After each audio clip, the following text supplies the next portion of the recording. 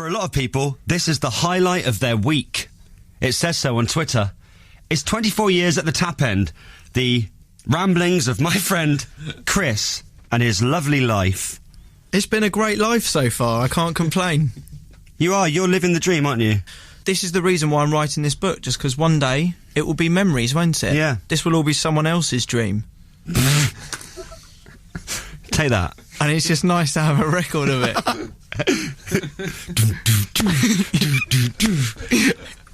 That song's deep. I've never thought about it. Do you want me to clap? Yeah. With my hands in the air? Someone else's dream. Yeah, I know the song. Okay, so what year are we going for today, Chris? Right. What I thought is we'll go to my, and it's fairly recent, 23rd year at the tap end. Oh, okay. We've not done that before. No, but it's because we haven't really talked about me and you much. And obviously you've been a big part of my life, haven't you? You've been a good mate of mine and... Okay. Now, I haven't read this. No. But the thing is, Scott, I haven't talked to your agents or anything about this. Right. I assume I can just talk. But I'm aware that you're a radio presenter and you do the lottery and that and you got an image, so... the one that doesn't speak was saying you've got to be true in this autobiography. You know, well, you've got yeah. to be sort of honest, so... Yeah. Okay, no, there's no kind of, gagging orders or anything that you have to be aware of. No, I don't think so. No injunctions? No. Yeah, okay, well, slightly uncomfortable for me. Here is today's 24 years at the tap end. Wish me luck. Ready? Yes. My 23rd year at the tap end. In my time at the tap end, I have been lucky to have had the opportunity to explore the world. From family holidays to France, a German exchange to Germany, and explorations to places such as Malia, Napa, Magaluf, Nuki, Faliraki and Jersey. One place that stands out though, I've been very privileged in my life to have twice travelled to the beautiful holiday resort of Kavos. Admittedly, the first visit to Kavos had been a bit of a write-off. Unfortunately, due to a combination of events, 3 of my group became hospitalised. The hotel lost its appeal as water seeped through the floor, and Chango was lucky to avoid being arrested after making the stupid decision to swim over to a boat one night outside Club Atlantis. Oh, I've seen that. Yeah. You wouldn't want to swim that. It's actually further than you'd think. Yeah. It had been a fun holiday, but I came back from it more exhausted than when I had left for Kavos. But about a year ago, I got made an offer I couldn't refuse. Radio 1 DJ Scott Mills had been booked to DJ in Kavos and suggested we head over and make a bit of a lads' holiday of it. I don't think I said that. What do you mean? I didn't say let's have a lads' holiday, did I? Well, that's what we were doing, me and you abroad to Kavos. First thing that goes into my head is lads' holiday. Yeah, but I never said that. I don't think I did. I think it was assumed by everyone, wasn't it? Well, yeah. I was bang on the idea, although in the back of my mind, I knew what potentially lay ahead. Scott hadn't been What do you mean? Well, because I'd experienced Kavos before, you haven't. Oh, right, yeah, I was a virgin, yeah. Yeah, you were a virgin, and I was Experienced, professional. I was, I'd been before. I knew the ropes. Yeah, you knew the rules. Scott hadn't been to Kavos before, so I felt it was my responsibility to ensure he lived it to the full. We weren't going to be there for long, just a couple of nights.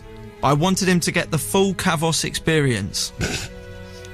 Scott's been one of my best mates for a few years now, and we've had lots of fun times at the tap end.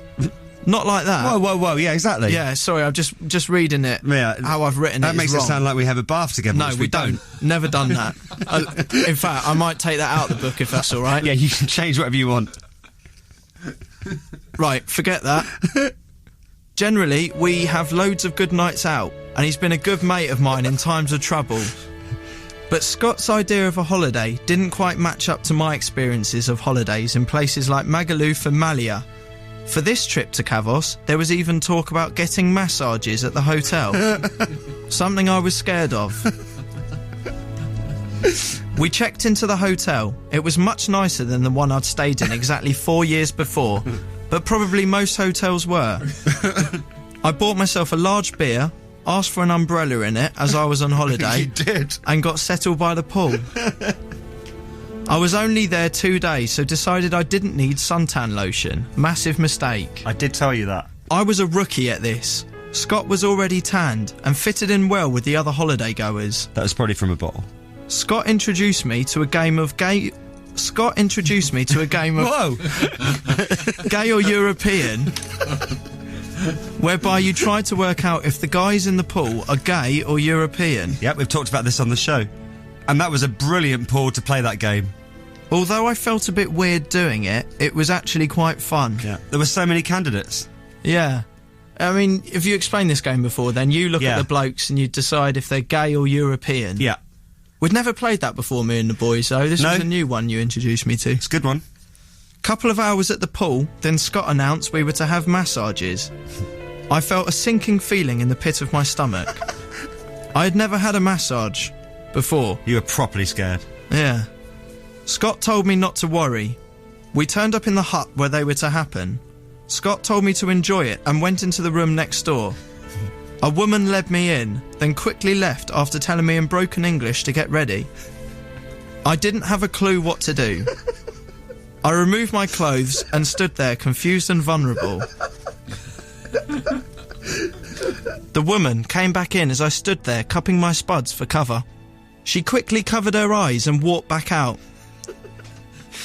It was all very awkward, you know. I don't think I left you clear instructions of what to leave on. You left me on my own with this woman who couldn't speak English. It was a disaster. Didn't want to be there as it was. You told me it'd be a treat. Why did you take all your clothes off? Because you told me it was a full-bodied massage. Yeah, but and just go with the flow, you said. So she stood there. I assume she went out. Pants on. She went out to give me a bit of privacy whilst changing, and then I thought, well, what goes on now? So I just stood there cupping them.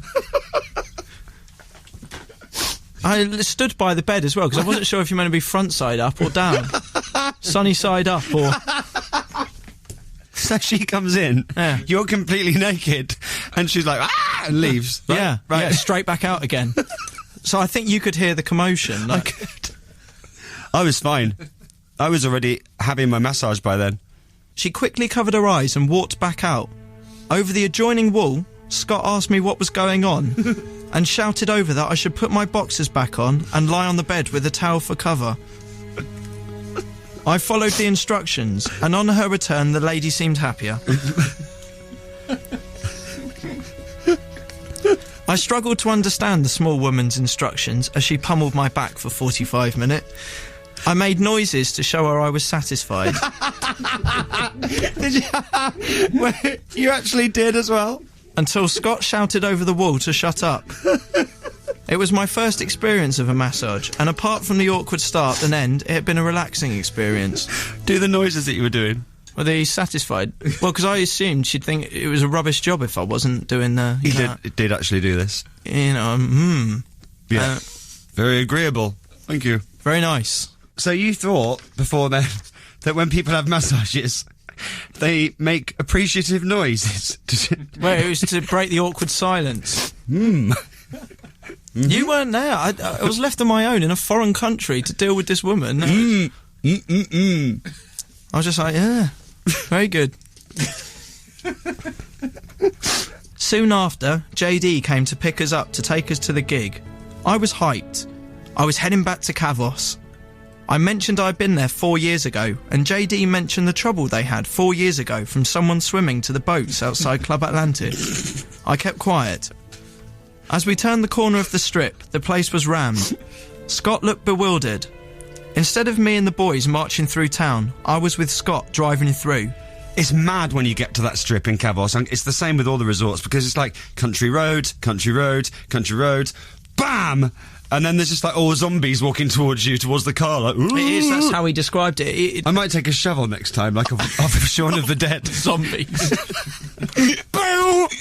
Get away. That'll You're learn not you. going to drive through the strip, you see, so they all know there's someone famous in there, because everyone walks through. Right. And then you're rolling up in this massive car, sort of just going through. It's fun, though. Took us a while to get through. Yeah, ages. For me, it was like a homecoming. We got to Club Atlantis for what turned out to be one of the best gigs I've ever seen. The place was jumping, and after the gig, I took Scott to the very place that me and the boys sat round the bonfire on the beach outside. It was great to be back, this time with my mate Scott. He loved it, but wouldn't swim to the boat with me.